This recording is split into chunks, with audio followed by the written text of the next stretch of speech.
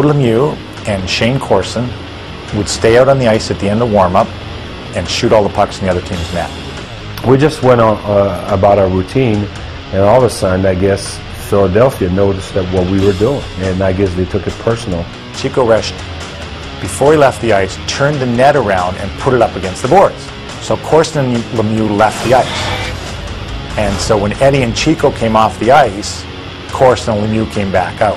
Next thing you know, I'm putting the puck in an empty net, the crowd's going crazy, and I see a stick coming at me. It just became this chaotic cry of, you know, we've got 2 guys out there and they've got 10.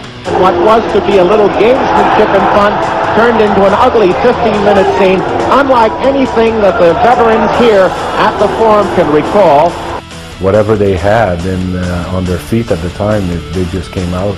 And so I remember guys pouring out onto the ice. Remember Dougie Crossman came out in shower shoes. And Keenan had an absolute stranglehold on Hextall. He's going to hold me back, and it's like, I'm like, Mike, I promise I won't fight. I promise you I won't fight. And he's like, Hex, you can't go. You can't go. That'll be the famous brawl that never occurred because there were no penalties handed out.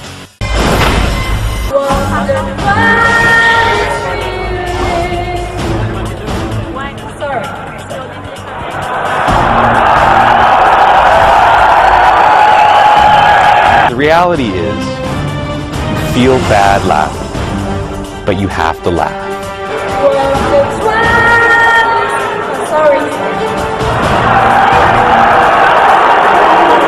The biggest nightmare for any performer is to completely mess up your big moment. So she messes up the words awfully, and so she must be absolutely horrified, and then she wipes out.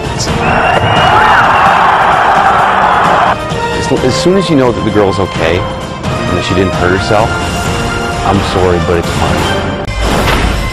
I'm where I'm supposed to be. It's my work. It's my territory. Now you've heard. Let him in in the box. Whoa!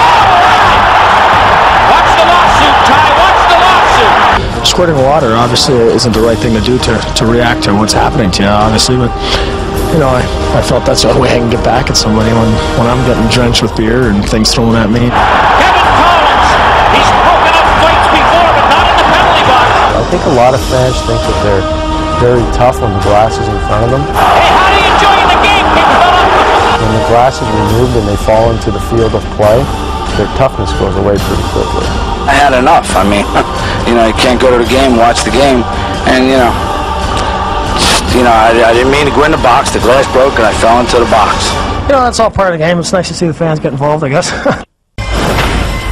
Well, I was thinking loss on the bench is what I was thinking. You guys were high-fiving on the bench, waiting for the game to end. Obviously, you iced the cake on the road. We have seen some wild finishes here in Edmonton. Bergeron, fanned on it. Stepan steals it. He's got an empty net and a gimme. Oh, and he missed the net. You think that, okay, he missed the net, but then all of a sudden Stoli gets the puck and he fires up to Alish. He fell down, and with 8 seconds left, here come the Oilers. Sikora to Ryan Smith. In front to Hemsky. He scores! In a building where the improbable usually happens, we've just seen the impossible. We were up by a goal, and to see them come all the way back down and score that goal, I threw something against the wall. I don't know what it was. A few games earlier, games against Dallas, we had played, and Horkoff won a face-off back with our goalie out, and we had scored a goal.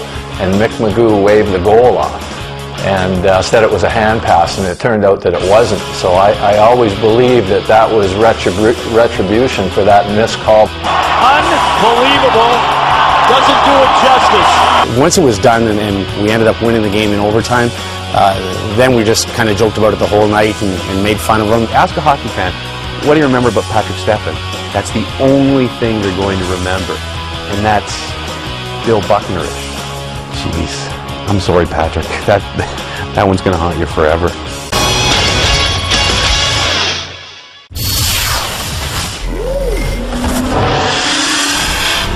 I thought of just getting out in the net and not playing into his game, but then I said, you know, he had the balls to go on the ice, so I'm going to, let him have a free shot. I thought it was a centerman because we don't have a right-handed center, so he's the one who can take the defensive zone face out. Here he comes. Dennis Weidman fakes it in. He got knocked down by the goaltender. He had a wide open net. Actually, he just lost his balance. But now Jim Playfair is getting a penalty. And Jim Playfair just broke a stick over the ice. He has lost his mind.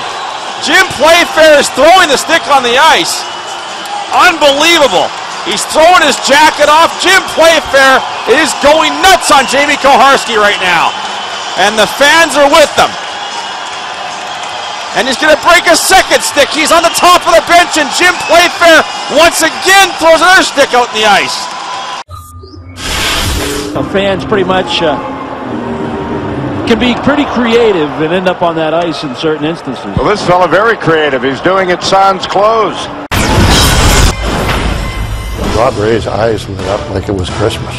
He just started to tee off on us. Some fan went right over the glass. Oh, no. They got a hold of him in the bench. No business being there. Look at Rob Ray. Rob Ray, back off? Not a chance. He figures he'd never get another opportunity like this in his life. It wasn't exactly self-defense after the first 10 punches. If you're going to go on the ice, and you're going to be stupid enough to go to the bench, don't go near Rob Ray, because Rob Ray will use any excuse to pummel you. All I know is that the guy on TSN said that he landed 15 strong ones. Apparently he did it on a bet. A buddy of his bet him so much, he could just give him so much if he'd jump into the bench, and he did. Give the fan credit. He hung in there for 15 good ones anyway. Once they get over the pain in their head, they probably wear it as a badge of honor. I took 20 shots in the head from Rob Ray. The guy probably bragged about it in bars for the next 10 years. Seems like something you do for fun, you know, when you're just practicing. Is he allowed to do that? It sounds like something that my dad used to do to me in garage hockey. Call it tactics, call it antics, call it effective in the end. This is unbelievable. I've never seen anything like this. It wasn't really against the rules. And yet, when you saw it, you think to yourself, that's not kosher either. Something that we're going to address in the realm probably of either goaltender interference or unsportsmanlike conduct. I was on the ice for it was a 5-on-3 power play. He didn't tell any of us he was going to do it. And there's a point in the power play where Chris Drury actually skates over to him and tells him to stop, because Van Massenhoven was yelling at him, "I'm going to give you a penalty." I thought it was great. Yeah, innovative. I don't think you can do that. I mean, it was probably like a misconduct or something that should be called. When Avery did it, I was thinking to myself, that's not really cool, but it was kind of funny. And I'm not surprised that the NHL came up with a very rapid interpretation on, we're not going to allow this, it's unsportsmanlike conduct. No one's ever actually turned around and faced the goalie, and we didn't know he was going to do it, he just did it. And then, of course, 30 seconds afterwards, he scores the goal, just to really put an exclamation mark on it.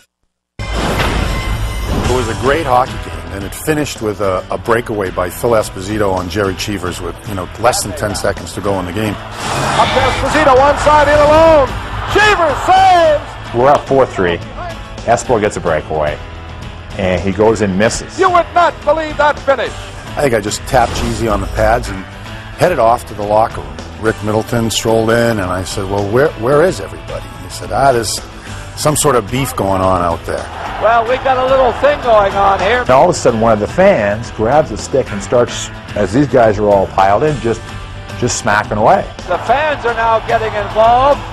At that point, I just dropped my stick and gloves and just beelined it back to where the Zamboni entrance was and where we entered the arena. And all the Bruins are going over. They're all into the stands. I just saw this whole mass of Bruins jerseys in the stands. I had no idea what had transpired. McNabb's going up to grab somebody. So I toddled up 12 rows or so where I saw Peter McNabb. He was sort of singled out by himself. All of a sudden, on the corner of my eye, I see Michael coming up. He had the guy in a really compromising position. It was leaning backwards over the chair, and so his feet were sort of sticking up in the air. So then the guy sort of pushed his foot at Mike, and Mike just didn't, Mike wasn't beating the guy. Mike just stopped the guy from trying to kick him.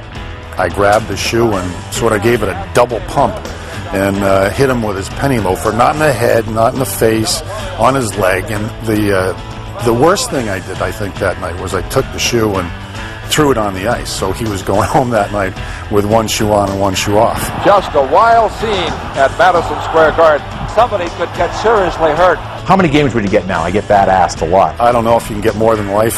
but probably that would have been it. I would get probably thrown for the rest of my life the way that things are handled now.